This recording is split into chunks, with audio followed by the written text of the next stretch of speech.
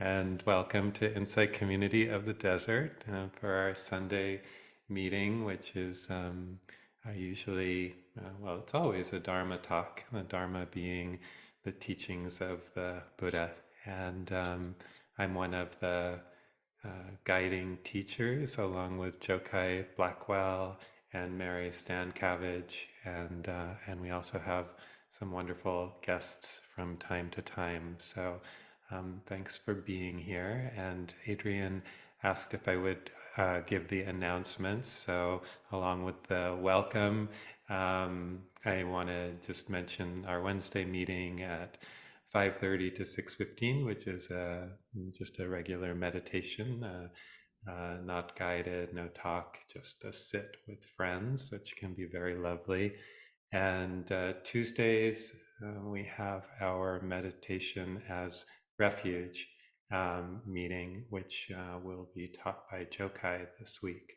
And then on Fridays, we have our metta practice, which I generally lead at 4:30 to 5:15, just a way of coming in and dropping into the Buddha's beautiful practices of loving kindness, compassion, and care, and getting to practice together with each other. If that's something that speaks to you. Some of us love the metta practice, and some of us not so much. And some of us, including me, it grows, and becomes more and more meaningful the more I practice it. So let's see. I also want to just mention that Dhammadena, our retreat center, will be offering a retreat specifically for Insight Community of the Desert members. So if you might be interested in doing a few nights of residential retreat in the high desert with me and Arena Weissman and Lev White, you are very welcome, and maybe make a note. It's the 17th of February through the 20th. And so it'll be 3 nights, and we'd love to see you there. And we'll start promoting it in our mailings. So if you would like to come, it'd be lovely to practice with you in that way. Oh, and thanks, True. True actually got it up in the chat. So if you're interested, you can click on that anytime.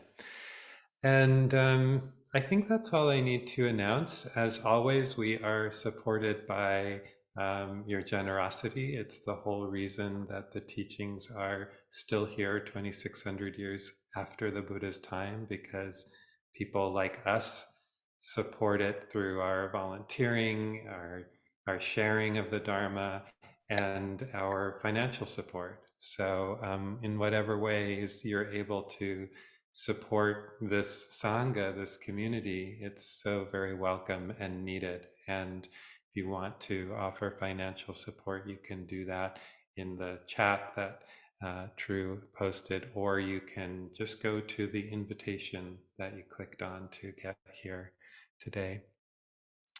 So today we're going to continue this exploration of the Buddha's Eightfold Path, which is sort of the technology of waking up, of liberation, of enlightenment, if you want to use the E word.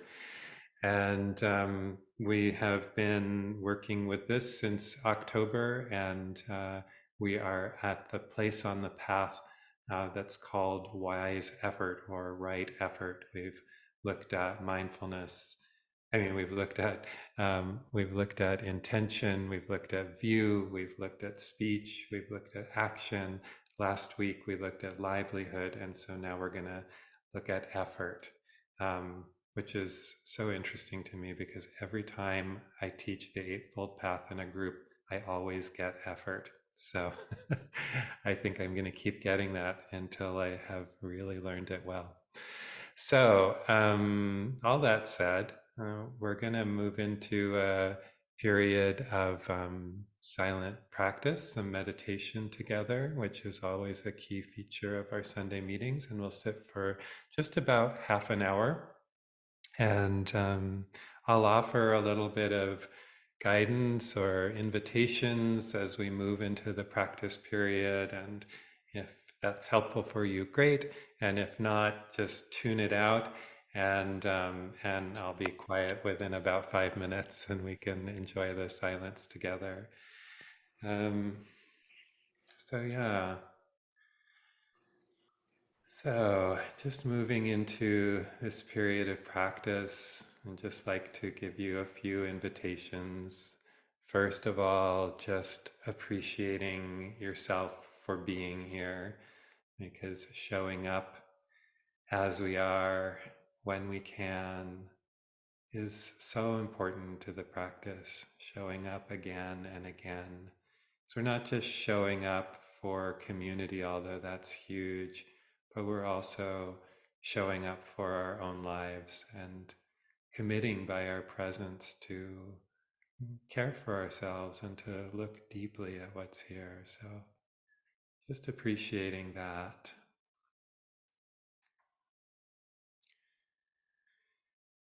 And then maybe allowing the lungs to fill and taking a few deep breaths, maybe a little deeper and fuller than normal, if that's comfortable for you. And on the exhales, inviting the body to relax,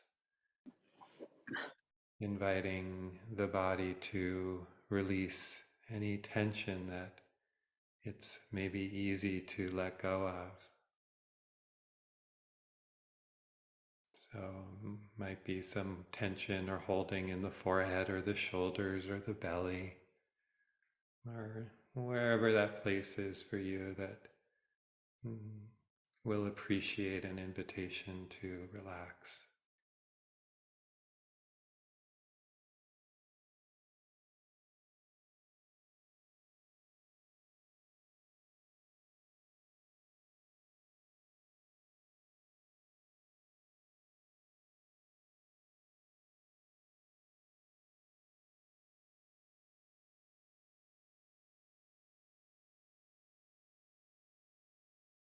And as we do that, sometimes we feel the presence of the body just a little bit more. We get tuned into the body formation, as the Buddha called it.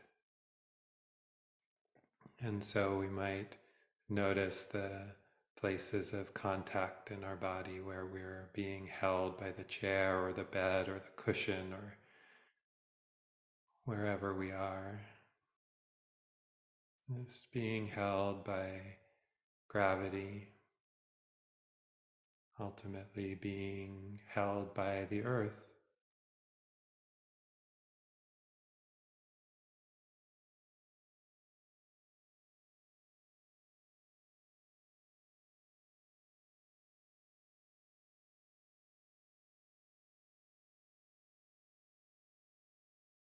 And for me, there can be some sense of belonging in knowing that I am made of the earth. This body is made of earth.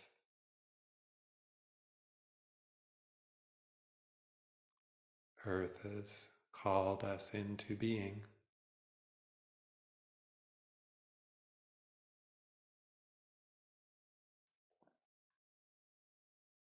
so we can be confident that we belong.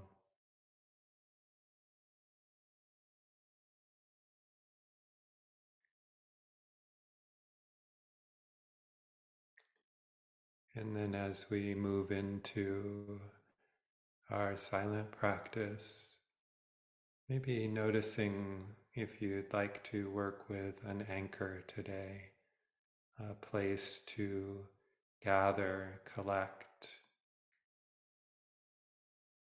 awareness. So you might like to bring attention to the breath in the body, maybe how it moves through the nostrils, the sensations there, or maybe the rise and fall of the chest or the belly, or maybe the movements of the back body.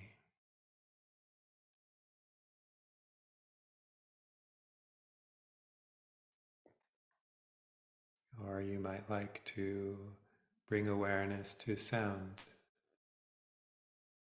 the arising and passing away of sounds.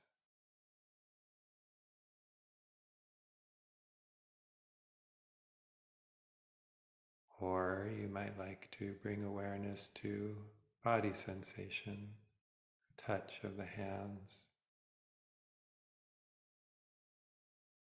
the contact at the feet, or some other place in the body. Whatever you choose, see if it can be something arising in this moment, right here, right now.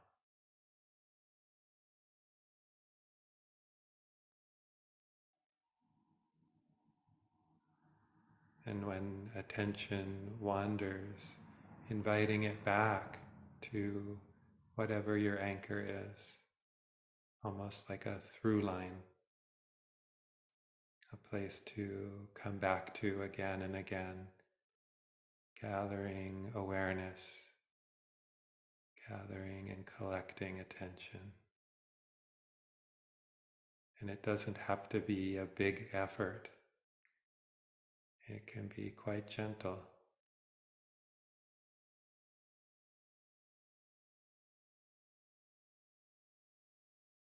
Just coming back. That's all we have to do. Just come back to this moment, right here, right now, with kindness, without self-judgment. Just noticing breath, sound, touch.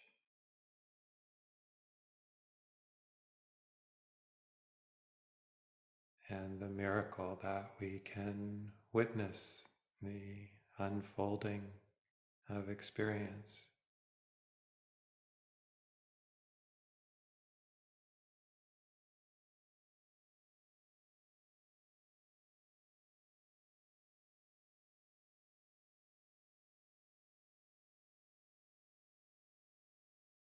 So I'll ring the bell one time to invite us into the silent period, and 3 times at the end.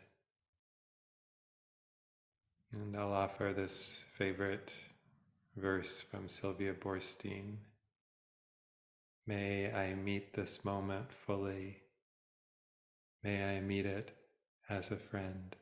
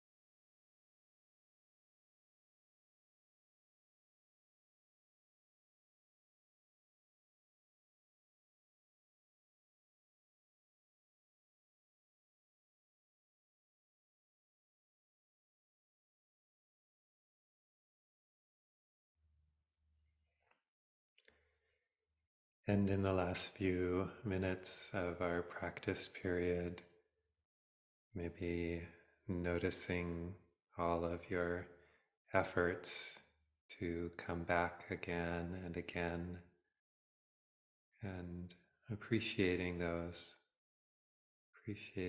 efforts,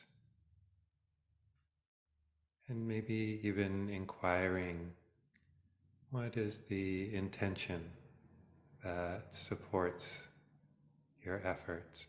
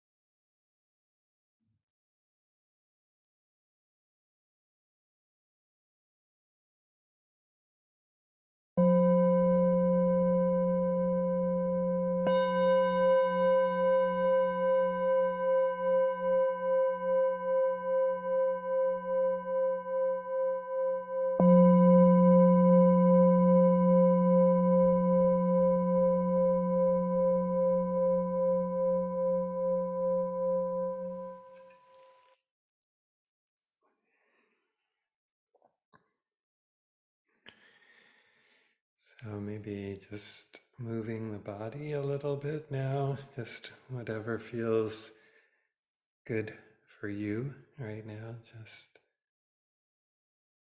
stretching, twisting, undulating, whatever it might be. And yeah, so good to be with you. I know a few people joined us during the practice period, so welcome. And this month and last month, we have been exploring the Buddha's Eightfold Path. And I'll talk a little bit about that in a moment. And the place on the path where we are right now is wise effort. And I just want to recognize all the efforts in each of our practice periods, no matter how it went or how we feel it went, there was a lot of effort and intention, I'm sure. And we all made an effort to be here. You made a choice, maybe it seemed automatic. And it also took some energy, it took action, it took effort. And so that question is so interesting. Where did that come from? So positive actions like deciding to meditate or share in community with others usually comes from a place of very deep intentions, deep aspirations. And so just reflecting for a moment, how did you get here today? What's the energy that brought you?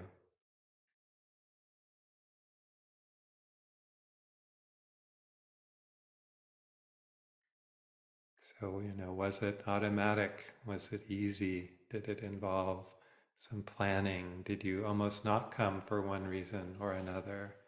Did you say no to something else so you could be here tonight? We have a lot of choices, of what to do on a Sunday afternoon or evening. It's so dark right now. That question, though, what brought you here? And is there an intention that supports you? And remember, on the Eightfold Path, the second place on the path is wise intention. And that wise intention is harmlessness, care, letting go, um, being of benefit. And that supports our efforts. So just maybe noticing the power of that in this moment. because it's really kind of amazing that we have the freedom to set our intentions, to hold whatever aspirations we want. And you can see the power that they have because, well, here we are. So everything that we talk about at Insight Community of the Desert has its source in the Buddha's teachings.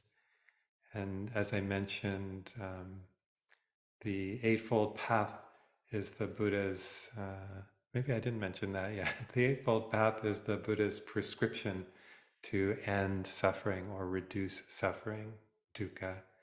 And it's the fourth noble truth. It's the path to awakening, the way to be free, the technology that the Buddha offered us that still works 2,600 years later.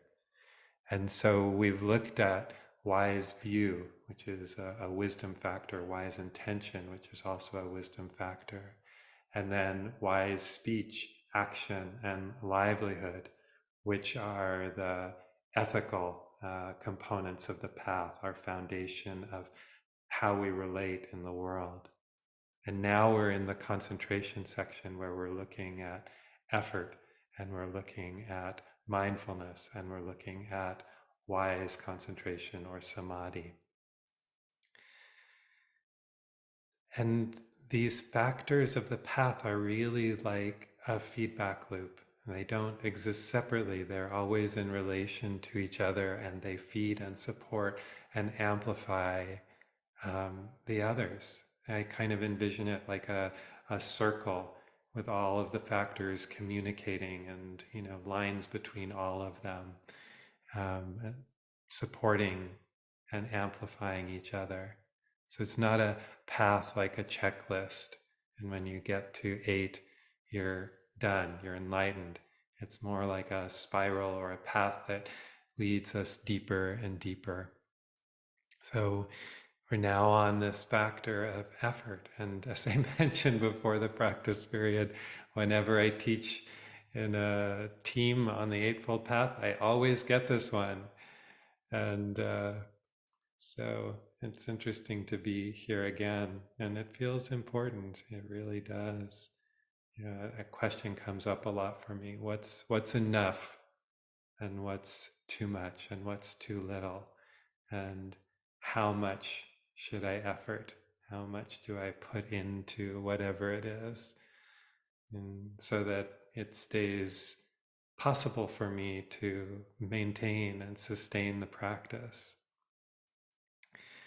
So, I mentioned that these places on the path really that correspond to wisdom factors, ethics factors, and then the concentration or mindfulness factors. And I just want to say to take the lists and the numbers lightly. No need to struggle to remember them or memorize them unless you want to. And if you do want to, the Eightfold Path is definitely one worth remembering. I mentioned in the last talk I gave on the Eightfold Path how I so appreciated Hugh O'Neill, who taught on this a couple of years ago for ICD, and it was in the middle of like all the confusion around COVID, and he said, "When I don't know what to do, I can practice the Eightfold Path." And so, when I don't know what to do, I can practice the Eightfold Path, and if I can remember these places on the path, it's a way in. And so the lists are useful because they help us communicate with each other and have a common language. They're a roadmap, or a framework, but not the journey itself. So we take the journey in our own way and our own time, and no one can do that for us. It's something that we do for ourselves. And that is part of, I think, what is so unique about the Buddhist path. We do it for ourselves. So we'll look at wise effort as a practice and a support, and we'll talk a little bit about effort and effortlessness, the balance, that place of what's enough, what's too much, what supports our efforts. And we'll talk a little bit about the birds and the bees, and specifically one bird and one bee. So, just looking at that word effort, the word that from the Buddha's teachings is Vayama, Sama Vayama, and it can be translated as effort, exertion, striving, or endeavor. And there's something in those definitions that can prompt, for me, a little internal resistance. It's I kind of hear like a fourth grade teacher saying, please make an effort, or somebody saying, try harder, do it right. It isn't really very motivating for me, personally at least. And it sort of seems incongruous with the sense of stillness and calm and kindness that we're developing on the path. So I really like the word enthusiasm instead of effort. And Stephen Batchelor came up with that idea. For me, there's much less resistance and there's a sense of joy in that word, a wholeheartedness. So thinking of wise or right effort as wholehearted enthusiasm, it becomes a lot more alive. This enthusiasm for the path that leads to awakening. And just in enthusiasm, there's already more of a feeling like, yeah, I can do that. I want to do that. So the bee story is this. So a few years ago, I attended a day-long retreat at our old space on Tuckwitz in Palm Springs, and I remember it was a very cool and cloudy day, and I was doing walking meditation along the west wall of the building by the cemetery, and there's a planting strip alongside the building that looked really sad. It was just dirt and uh, and I think one little cactus kind of surviving all on its own. And but there it was, this little cactus, and there were two flowers on the cactus. And so I walked by, and I kind of like, you're in that state of, oh, mindfulness and really paying attention, and it's like, wow, the miracle of a cactus growing in this strip. Here's life being, whether unseen or seen, whether anyone cares or not. So I was kind of tuned into the cactus, and I walked back and forth a few times. And then I noticed a bee working at one of the blossoms on the cactus, collecting the nectar, like going in and out, in and out, in and out, just very gently and surely doing this thing, supported by a natural program, maybe like a hive intention, but basically, just doing what a bee needs to do, sort of effortless effort just happening. And so later in the day, in noticing my own intentions to practice and like looking for nectar, I was kind of comparing it, and how even when the meditation periods were good, I thought they were good because they felt good to me, or they were bad because I didn't get what I wanted out of the period. Um, that my intention, my aspiration to practice was constant. So there was a little judgment around the meditation periods, but there was a beautiful kind of overarching intention that said, yes, this is what I want to do. So there was some enthusiasm there, no matter the ups and downs of the individual practice periods. So just like the bee, my intentions supported me, whether there was nectar or not. This is what I'm doing. And I felt this really lovely, simple clarity in that. And is this action, this effort, in line with my deeper aspirations, with my wholehearted intentions? That's all I needed to do, or all I need to do. Just ask if it's in line with this aspiration. If yes, continue. So, right effort, wise effort, wholehearted enthusiasm, it means different things to different folks. So some of us are naturally enthusiastic and filled with a lot of energy when we undertake a project, and some of us are a little slower to start. So what is wise enthusiasm for me may not be wise enthusiasm for you in a particular moment. So our recipes might share ingredients, but they won't be exactly the same. The proportions will be different. And this is part of getting in touch with our inner teacher. We apply mindfulness and wisdom to know what's appropriate in our practice in a given moment. So I want to touch on the sort of classic definition of wise effort, and you may have run across this before. Then the Buddha taught four simple guidelines, and they're all about lessening our contracted, reactive thinking and being aware when these mind states arise. Can we learn new ways of thinking or choose different directions? Can we support our practice intentionally? So the first great effort is to prevent unwholesome mind states from arising. So sounds a little easier said than done. But basically, this means creating conditions for reactivity not to arise, not to get a full foothold. So, how can I live my life so that greed, hatred, and delusion, the poisons, will be less likely to arise? So, one way that we've already touched on is to follow the ethical steps of the path: wise speech, wise action, wise livelihood. Another way is to watch what we fill our mind with, sometimes called restraint or guarding of the senses. Just being mindful, watching what comes in and out is a beautiful way of preventing unwholesome mind states to arise. And the second great effort, is to abandon unwholesome mind states that have arisen.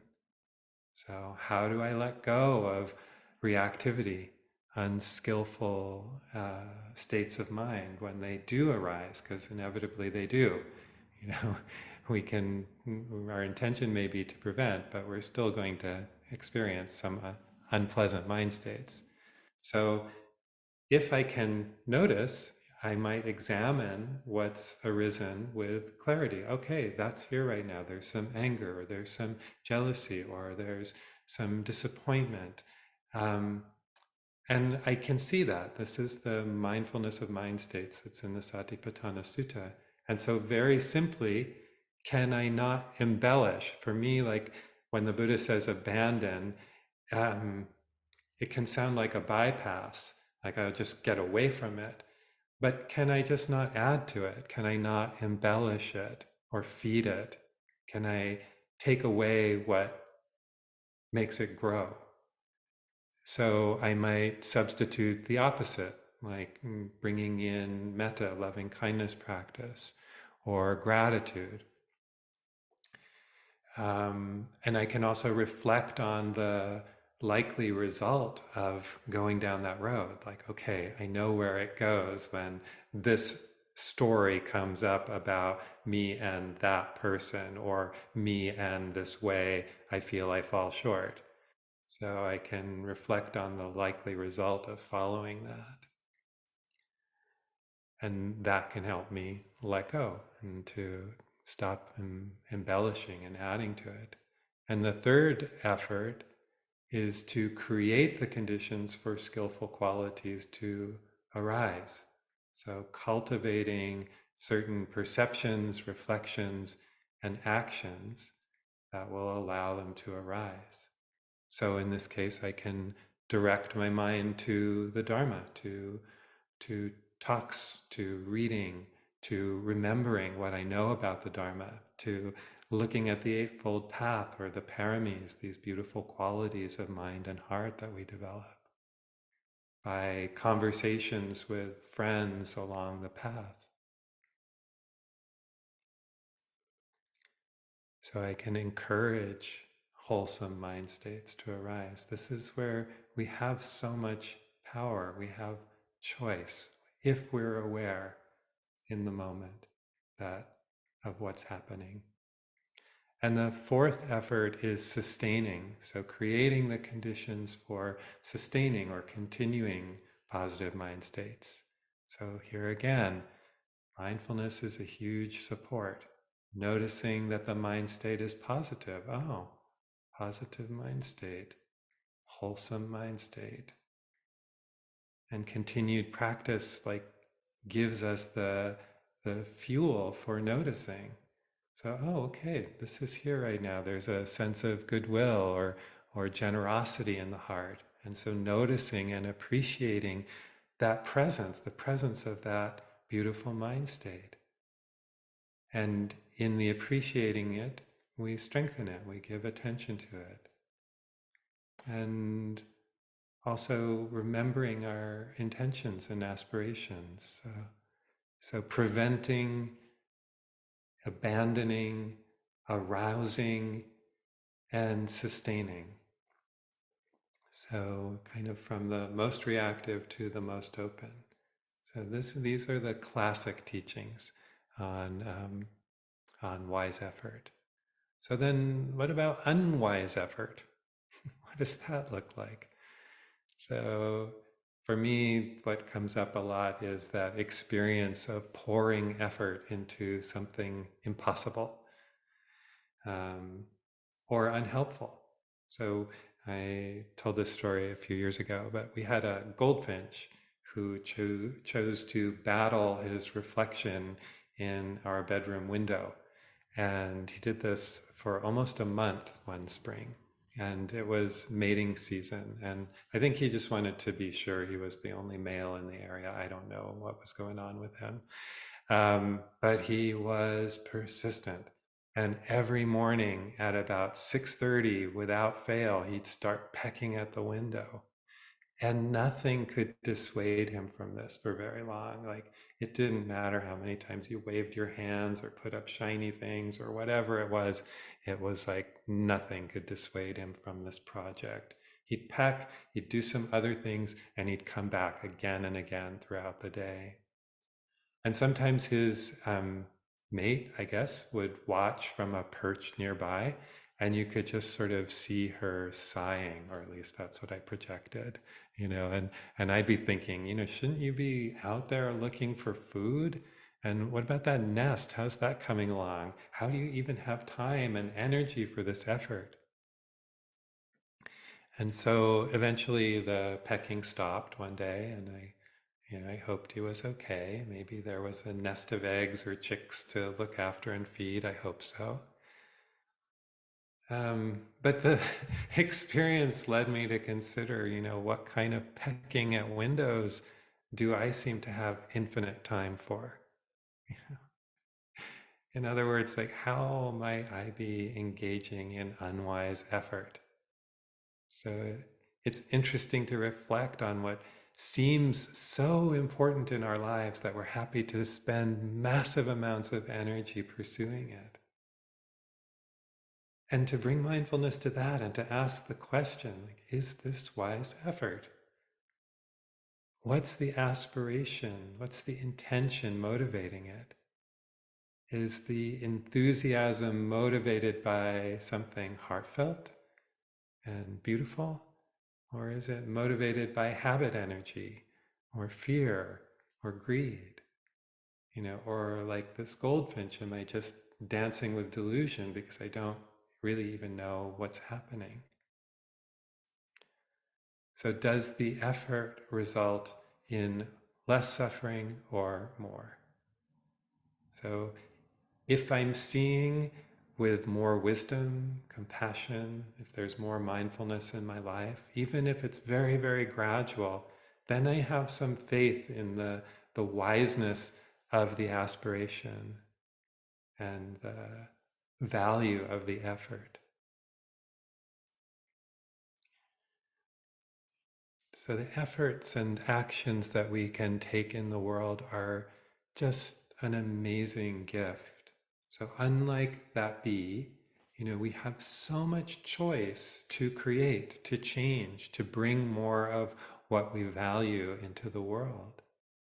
So we can honor that gift by regularly checking in with our aspirations, our intentions, regularly reviewing them, recognizing that, like all of practice, they may change over time, but some of them may stay very constant for a long period of time. So I have a page that I look at daily. Actually, it's grown to 2 pages, but to just remind me of what is really important for me and what are the intentions that arise out of what's really important. And what is it that I really value? And because we're living beings subject to change, what's right effort or action one day may not be right action the next. So there's a beautiful analogy in the Buddha's teachings where about effort. And the Buddha had a monk, a follower named Sona. And Sona used to be a musician before he became a monk. And monks aren't actually allowed to make music. So Sona had to give that up to follow the monastic life with the Buddha. And Sona is practicing really hard and wants to know why he isn't making more progress on the path. And so he goes to the Buddha and said, what's going on? Why am I not progressing as fast as others? And so the Buddha remembers that Sona used to be a musician and a lute player. And so the Buddha tells him, reminds him, like, well, when you were a lute player, you know, could you play the lute if the strings were too tight? Could you play the lute if the strings were too loose? And, no.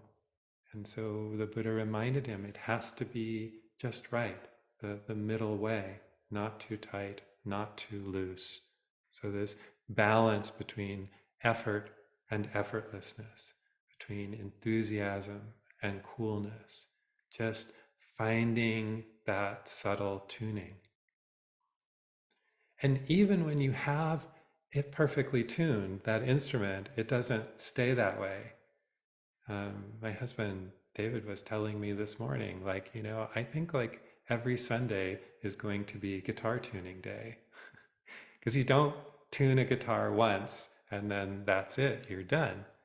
There's changes in the wood, the humidity, the strings, the screws and pegs. These changes are happening every minute. And so you keep listening.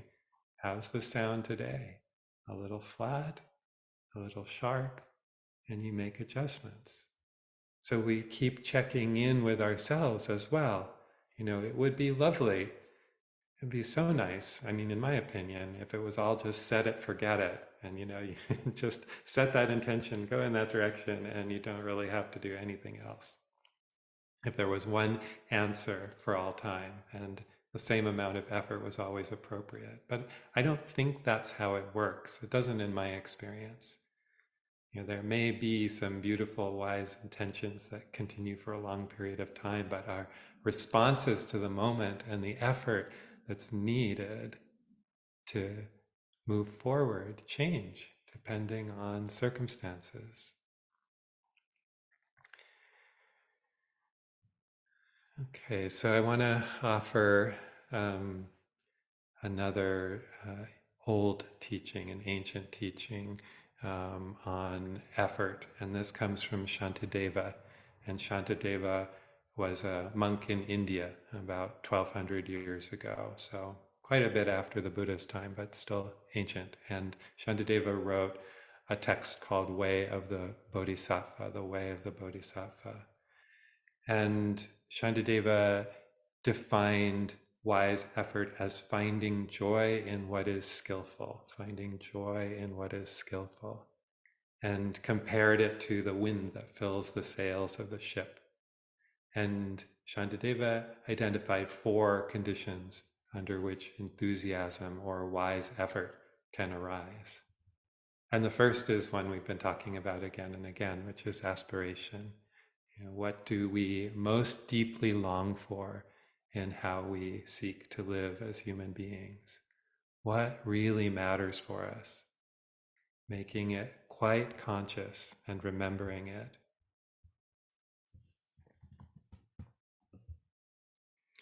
And it can be helpful to reflect on the preciousness and precariousness of this human life, to clarify what is really important, to juice our aspirations. The Buddha taught that we should daily remember the fact that we will die. It's a teaching that's been very hard for me to come to peace with. Seems sort of like, wow, yeah, kind of depressing. But his point is that if we really knew this might be our last day, our priorities would become much more apparent. It's a great way of cutting through delusion. So Stephen Batchelor writes, when you deny death, you're also denying life. Death denial is a way of not really experiencing this extraordinary fact that you're alive. So what do we want to do? What do I want to do? What do you want to do with this precious human life? And self-confidence is the second condition for effort or enthusiasm. And this isn't about pride, but it's about believing that we are capable of the task, that we're up to it, and that we're worthy. So Shantideva said in our practice we should assume the posture of a lion. So recognize that we have the possibility of awakening, being confident in our ability to overcome what gets in our way, which is so often our ego and our belief in a separate self.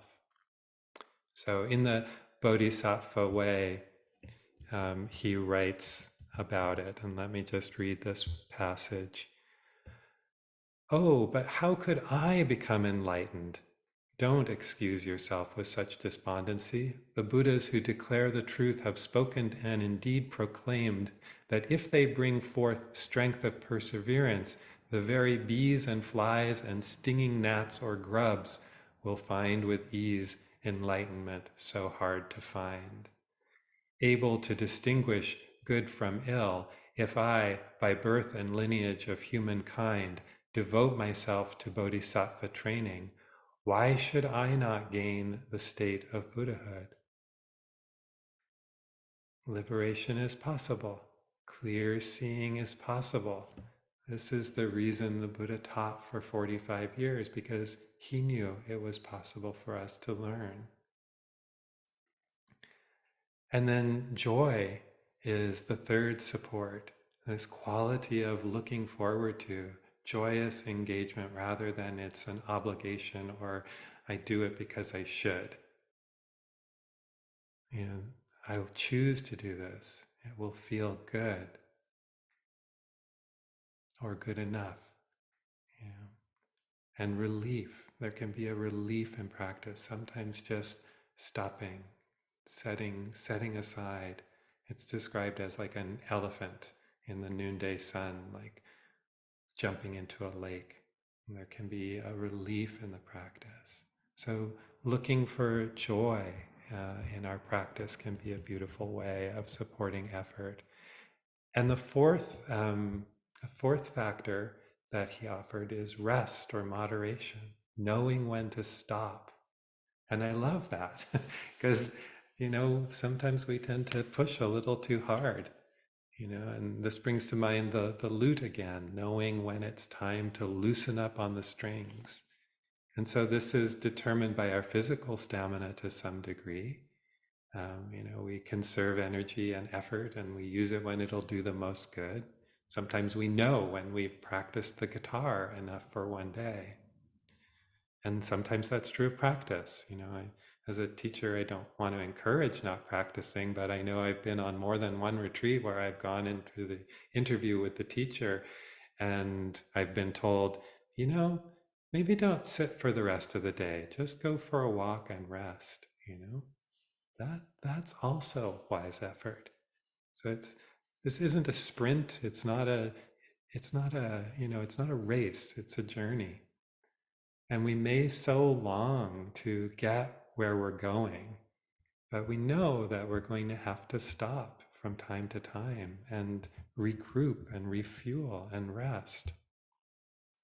So Shantideva supports aspiration, self-confidence, joy, and moderation. So just a little bit more and then we'll close, but I want to just talk a little bit about the relationship between effort and effortlessness, the balance between doing and being, particularly after Shantadeva's invitation for rest and moderation. So a long time ago when I was in my 20s, I remember taking a short nap and hearing this very loud voice in my mind say, "Don't try to make things happen, let them." And it was such a strong message, and I don't really know what it was in reference to in my life at the time, but I know I haven't always followed that advice. And I'm not even sure that I always believe that would be a good way to live. I mean, we can't just let life happen to us, can we? So, in those words, though, now, in this part of my life, what I hear is the advice to let go of thinking that I am in control rather than that life is in control. So, we do have the power to create change. And when our actions are allied with nature, the universe, with the Dharma, we're less likely acting from ego, less a sense of me against the world, and more like me and the world, moving with the world. And this is where ease can exist with doing, ease can be present in action, where effort and effortlessness can balance. Because we all know that feeling of trying too hard, trying to force something to happen before it's ready. It could be a relationship or a skill we're developing, or, metaphorically, like trying to force a flower to open or making the sun rise. In most cases, what needs to happen takes care of itself. And the best that I can do is to support or create conditions that will support the natural unfolding of the universe, and to get the I, the clinging, grasping I, out of the way a little bit. Simply inclining our hearts and minds and efforts toward the good.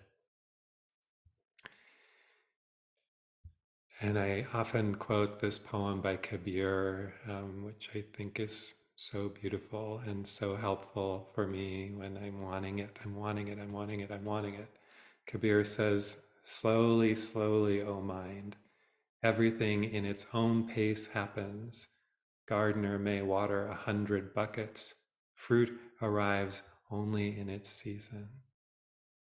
So, intention, aspiration, practice fuel that forward momentum, and things are changing under the surface and will arise when they're ready. So sometimes I just need to get out of the way, letting go of that egoic tendency to want to control, to force, to push. Maybe like when we're kids, like if you learned to ride a bike when you were a kid, and first you just keep trying not to fall to one side or the other, and you're so sure that you will, and it may have seemed just impossible at first, but eventually the body knows what's necessary, and the thinking about it drops away, and you stop trying and you just go. So yeah, just to close, I wanted to offer something that Ajahn Amaro, a current day Buddhist monk, wrote. The main effort we can make, the effort that will bring the greatest benefit, is simply to train the mind to pay attention to the present moment to the reality of the here and now, and to see that this is where we can make a difference in our life. We can't change the past, it's already happened, we can't rearrange that. The future hasn't arrived yet, so it's beyond our scope. We can't do anything about either of those, but we can have an effect on the present moment. This is where reality happens, in the present. This is where we can make a difference.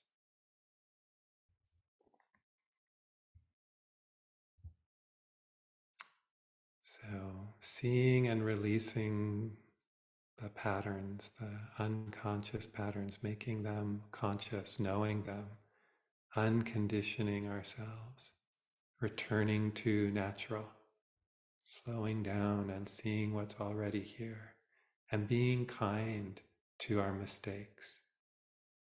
You know, the wisest teachers all say, you know, life is an adult learning school, or that we should live our lives as an experiment. Whatever happens, we learn. So there are no real mistakes. We just keep learning. So a friend shared part of a translation of a poem by Antonio Machado, and gave me a little jar of honey when she gave me this poem. And I'll just read this. Last night, as I was sleeping, I dreamt, marvelous error, that I had a beehive here inside my heart, and the golden bees were making white combs and sweet honey from my old failures. So, no wasted effort. So let's just sit for a moment and kind of let the words wash over and through.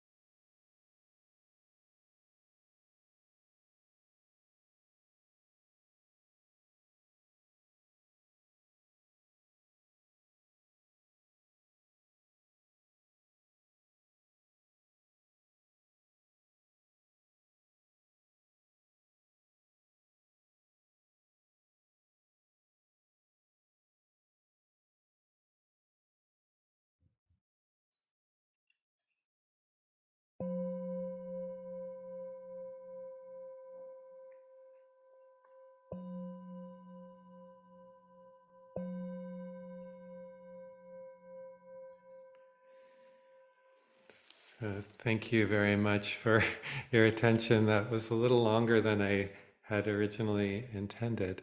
Um, so I just want to check in and see anything that might come up for you. Or, oh, the title of Kabir's poem. Um, I don't know if it has a title.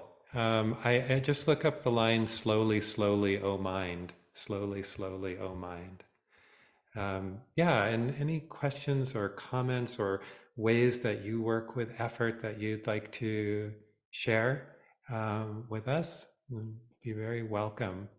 Um, okay, so we're at time, and I want to respect that. And I also really, really, really want to thank you for being here and being part of this community. And it's, you know, we're seeing our way through and figuring out where we go. And your continued support of ICD is it's especially precious effort right now. So thank you for being here. And as a dedication of merit, may all our good efforts and all of our practice together ripple out endlessly, offering ease and well-being and wholesome qualities to arise without limit in all beings. And may all beings benefit from our practice, large or small.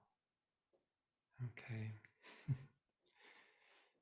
Thank you so much, and be well, and hope to practice with you again very soon.